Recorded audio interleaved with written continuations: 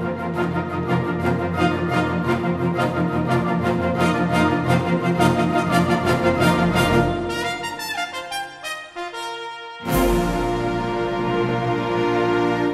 to another broadcast of iMoney News. I'm Mari. And I'm Bob. Today, Brad will be discussing goals and the strategy of goal setting. What are the sacrifices that you need to make and goal setting requirements? I'd say one of the first requirements that a person needs in terms of goal setting, you gotta write it down. There's something magical that happens when you put that pen to paper and actually put it down there, that you're actually taking some action. And, you have to focus on what you want. It may be a lofty goal, but at least it's a direction to point yourself in. And that's important. The other thing is what are you willing to sacrifice over that? Now, if it's riding the Rockies, well, you're going to have to get into training. And there's some sacrifices that are involved with that, too. How much time am I willing to put into that? Now, the alternative benefit is how good am I going to look once I'm in shape for that? Relative to financially speaking, do I want to live in that really nice house, or do I want to drive that really fancy car? But if I have to give up those things, then I could point myself in that direction. So there's a lot of magic to this goal setting business. I find that if I write down my goals, I'm more likely to follow through.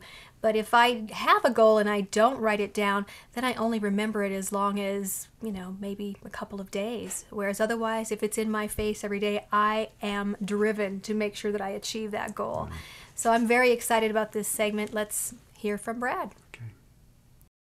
Thank you so much for joining us for one more course. It's great to have you back. Hopefully you were able to understand the debt elimination process that we lined out for you in the last course, and that you're able to use it and get excited about the potential of getting yourself out of debt, and then what truly can happen for you as you continue that process. Right now we're going to talk a little bit about setting goals.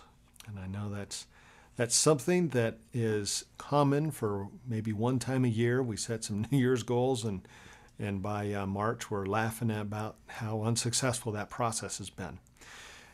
Really, what I want to do is I want to help you understand more of the concept and the purpose behind that, and getting some feet behind that. Because setting goals that are unattainable or something that don't have a plan behind, all it is very demotivating and very frustrating. If it was just about setting goals for me that I knew that I wasn't going to accomplish, I wouldn't even waste my time doing that.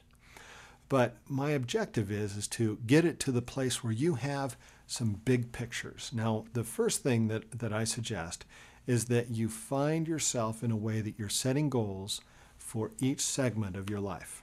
Your spiritual life, your personal life, your relationships, your work, and your finances. If you're setting goals for those 5 areas of life, it's very easy to manage. You're very easy to pay attention to it. But a lot of times what we do is we clutter our goals with a lot of details of things that just doesn't make a whole lot of difference. And sometimes you look at the past goals and you look at it and say, gosh, I didn't even care about achieving those things.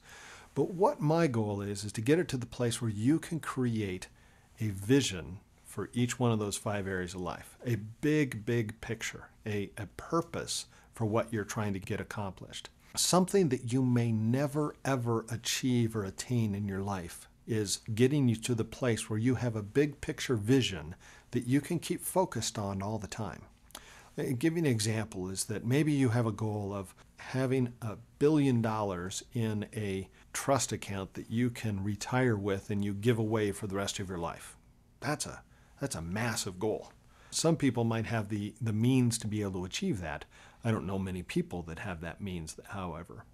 But what that does is that sets you on a focus and on a plan that says, this is what it is that I'm trying to get to, this big, big picture. And it's okay if I don't achieve it, but it keeps me focused in the right direction. Now, once you have that vision or that big picture set, one of the visions that I have is that when I'm 90 years old, I want to be able to get down on my knees and play with my great-great-grandkids.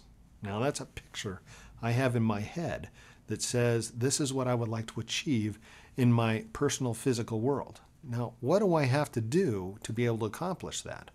Well, I've got to stay fit. I've got to stay healthy. I have a great-grandfather of mine that's 92 years old, and he tells me all his little secrets on how he's stayed fit and healthy and how he's able to travel around and do all the fun things that he does. But the thing is that I've got this vision out here. What I then do is I can keep setting objectives that I can achieve in a longer period of time, maybe 2 years or 3 years, that I can see some sort of benefit with. But if I keep this vision out here, these objectives can change, and it doesn't change what it is that I'm trying to get accomplished. If you've got that vision to be able to create $100 million or $1 billion into this trust account, this massive amount of wealth for that purpose, you set these objectives. Maybe one of your first objective is to set up a trust account. Whatever that is, it doesn't make a whole lot of difference. But really, when you come back to setting the goals, now you've got your vision in place, you've got your objectives that seem to make sense in a stair-stepping process. Then you come back here to these goals. These goals have to be a couple of different things. One, they have to be specific. Two, they have to be a measurable goal. Three, they have to be somewhat attainable. You've got to be able to achieve those goals. And fourth, they need to be realistic. You need to have some kind of a plan on how that might be accomplished. And five, they need to invoke some kind of an emotion. There's got to be some kind of a motivating factor behind there. And so as you set these goals, that is going to get you to the objectives, that's going to keep track and get you into the focused direction of what your vision is. When you set these goals, I like to set them as 90-day goals. Now, why 90 days?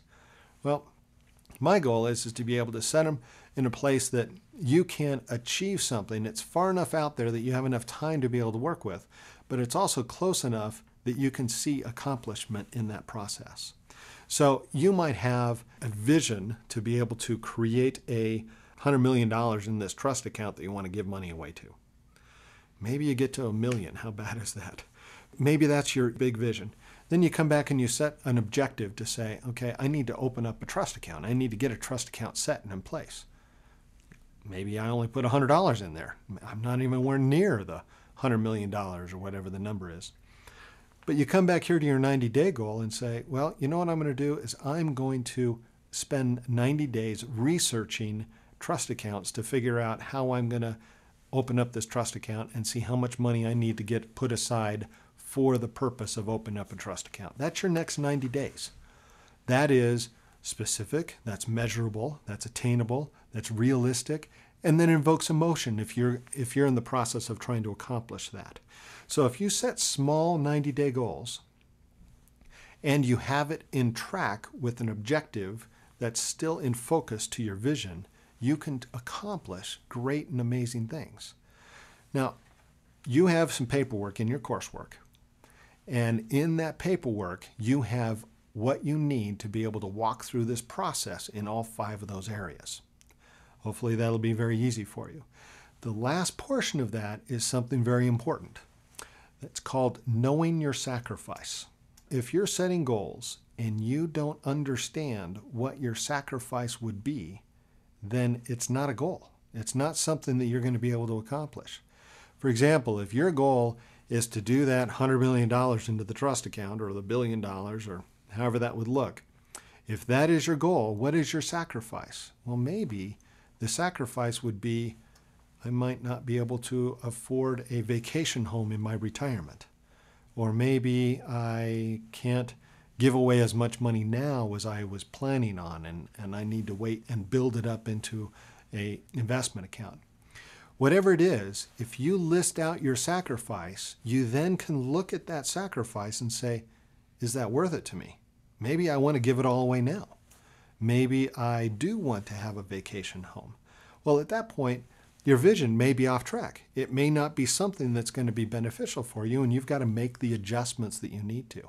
But if that vision is on track, you're okay with the sacrifices, as you go through life, you're going to be able to take a look at that and say, gosh, all my friends are buying a vacation home and I'm not buying a vacation home. Well, you already pre-thought that. You've already calculated that into what it is that takes place to manage this vision. So list out your sacrifices so you can comprehend what those sacrifices are going to give you and make sure that there's something that you're willing to pay for the sacrifice. I challenge you to go through the paperwork, figure out a vision that you can stick to as a big picture for each one of those 5 areas of your life. And when you figure that out, make sure you understand some very simple objectives, or very simple steps to achieving those vision. And then finally, understand what it takes to be able to accomplish those with your 90 days, to make sure that your 90 days are in place to get you to the place where you see your objectives moving forward. And finally, understand what your sacrifices are. How much of your PWE are you going to need to put into place to be able to accomplish the visions that you have in all your life? Thank you very much, and I look forward to seeing you in the next segment.